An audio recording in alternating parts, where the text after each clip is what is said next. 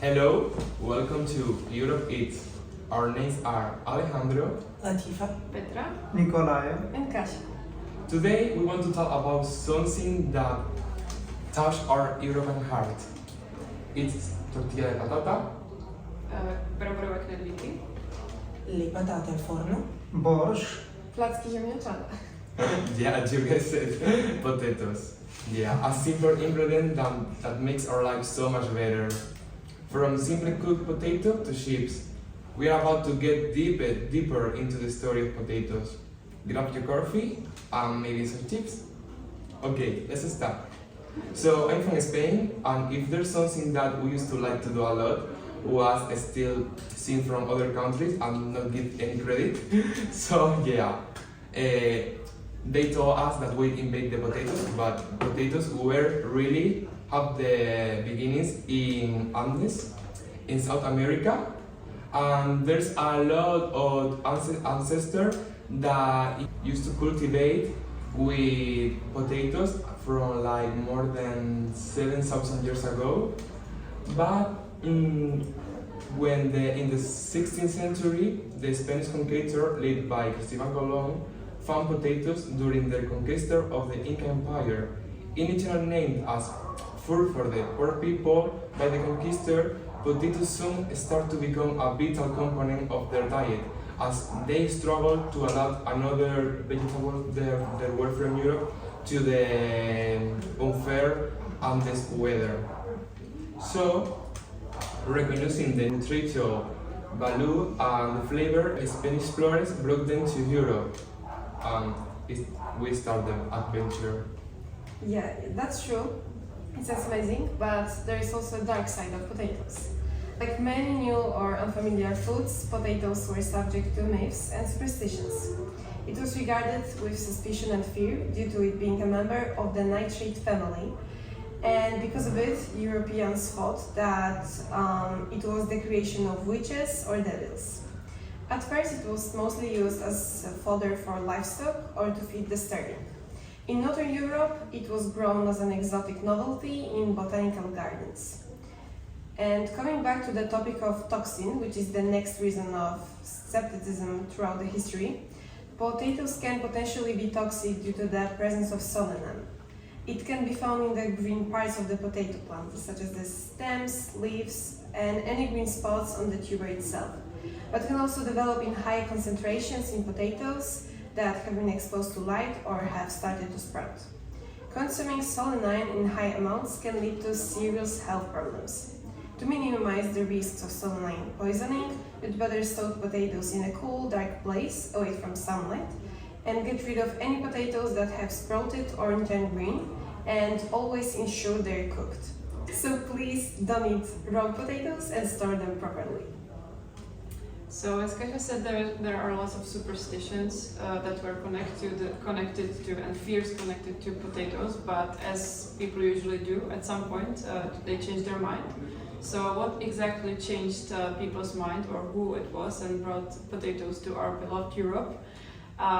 Nicola and I, we did a research, and we looked at the ambassadors of potatoes in Europe who changed people's minds by different rules, and they played a significant role in popularizing the consumption of potatoes in countries. And it started in the 18th century. So let's talk about these guys. Yeah, King Frederick the Great was a monarch who ruled Prussia in the 18th century. Despite he was a despot, but for his time he was quite enlightened and made a lot of reforms for improving the economy and agriculture. One of his notable contributions was the promotion of potato cultivation and consumption in Prussia. Frederick issued a decree in 1756 urging his subjects to grow potatoes as a way to combat famine. To demonstrate the importance of potatoes, he planted a royal potato field and put guards around it to make it look like potatoes are the real deal. In Poland, potato began to gain popularity during the reign of Augustus III, who promoted and encouraged farmers to grow the crop. By the end of his reign, all of Poland, Lithuania, and Ruthenia was familiar with potato. Okay, and then came the French guy, Antoine Augustin Parmentier, who he was a pharmacist, agronomist, and nutritionist. He lived also during the 18th century in France, and he made lots of experiments to demonstrate the nutritional value of potatoes, and promoted them as a solution for food shortages and famine. What's funny is that actually Antoine lived in the same century as Frederick, and he was captured by Frederick's army during the 7 Years' War. In the captivity, he has had to eat a lot of potatoes, because back then it was considered the food of poor people and prisoners, as we can say. But the French guy made the best out of the situation, and he was like, okay, well, potatoes are actually nutritious and I survived, so he decided to figure out how to promote potatoes among his people, and he was being very creative about it. For example, he, similarly to Frederick, he arranged for fields of potatoes to be guarded during the day, but he left them unguarded by soldiers during the night, so people thought that, wow, potatoes are something really fancy and expensive, so they went to the fields and they stole the potatoes and they started growing them as well. And most importantly to us, this Antoine introduced us to numerous different techniques and recipes how to prepare potatoes in a super tasty way, and we are using them until now. Mashed potatoes, prawn frites, French fries, and other things that are very popular to this day. Couple of potatoes meals are even named after him. You can look it up on the internet if you Google his name. But to really get potatoes to the top, what he did, he invited lots of fancy people back in those days, rich people such as Benjamin Franklin, the president of USA, to his dinners, and he made potato-themed dinners to really make those people feel like potatoes were something super good, super fancy, and that's how he got not only the French but most of the world to accept potatoes as something that they should eat, and it was a culinary experience for them. Well, guys, I should say that before today I thought that potatoes were just another vegetable. As it seems, the history of potatoes in Europe is a fascinating tale of challenges, triumph, and enduring impact. One of the most devastating challenges was the outbreak of diseases, notably the infamous Irish potato famine in the mid-19th century. The pathogen responsible for the famine led to the decimation of Ireland's potato crops, resulting in widespread famine, death, and mass immigration. This catastrophe highlighted the vulnerability of relying heavily on a single crop and underscored the urgent need for diversification in agriculture.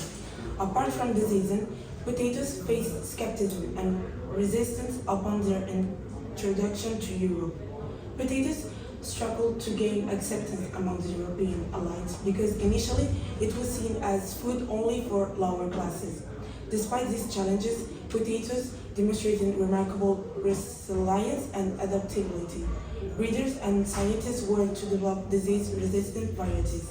Through selective breeding and genetic engineering, potatoes became more robust and resilient, contributing to global food security.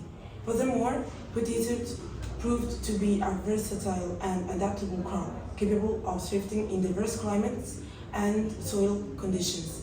Their ability to grow in marginal lands and under harsh conditions made them invaluable during times of hardship and scarcity. So, after all this fun information that you probably didn't know, you're welcome by the way.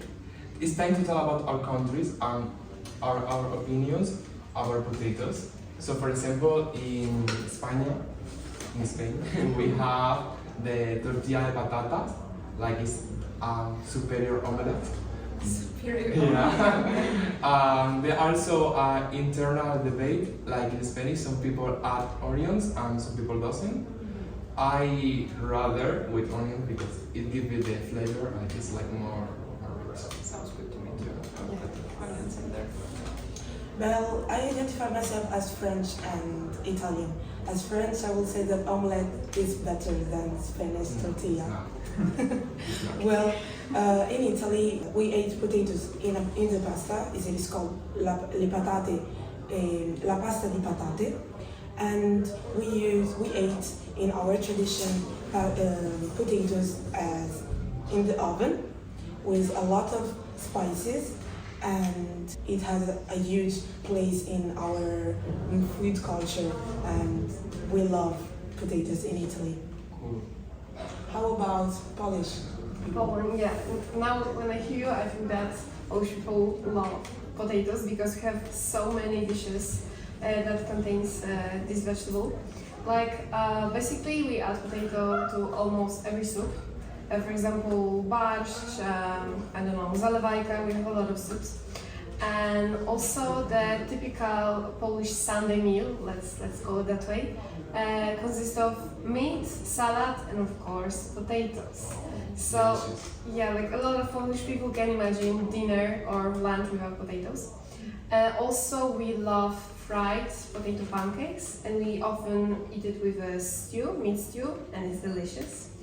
And like the next category is noodles / dumplings. Like I can't translate it into English, but it's like small noodles, and they are often made of potatoes with flour. We stuff them sometimes, we put meat aside, we put sugar on them, and we also have this specific Silesian noodles, and they are eaten with meat. It's a part of Poland. Yeah, and they're really, really popular. And last but not least, pierogi. Like, we love pierogi, they are the Polish dumplings, and one of the most popular fillings for them is filling with potato. We also add their fried onion, delicious cottage cheese, spices, we mix it and add to the dumplings, and they're called pierogi ruskie. And yeah, you all have to try them. These are my favorite dumplings, they're delicious. As in Poland, in Romania we also use potato for a dish named borscht. Also we use potato baked or fried. The fried one is called skrijale and is like it's looking like chips. Also we have potato pies with herbs. That seems delicious. Yeah. Yeah, I have to say similar to Poland. We're neighbors, so yeah, as much as I would like to say we're special, we're not that special. We share a lot of things with Poland, and I think, yeah, potatoes, I just need to add, like, sometimes even like with my family we get together and we just make potatoes, put some onion in them, and then we drink milk, and that's it. Wow. Like we just eat potatoes as they are. So Czech people without potatoes, I don't think they are Czech people. So I'm glad those French guys and those kings make people eat potatoes, because now it's a good thing to have them in our life. Yeah, you're right. We can thank Spain to bring us potatoes in our continent, and potatoes revolutionized European cuisine, and we can say that became integrated in the culinary fabric of our continent. So see you in the next episode. Yeah. Thank you. Thank you. Thank you. Bye. Bye.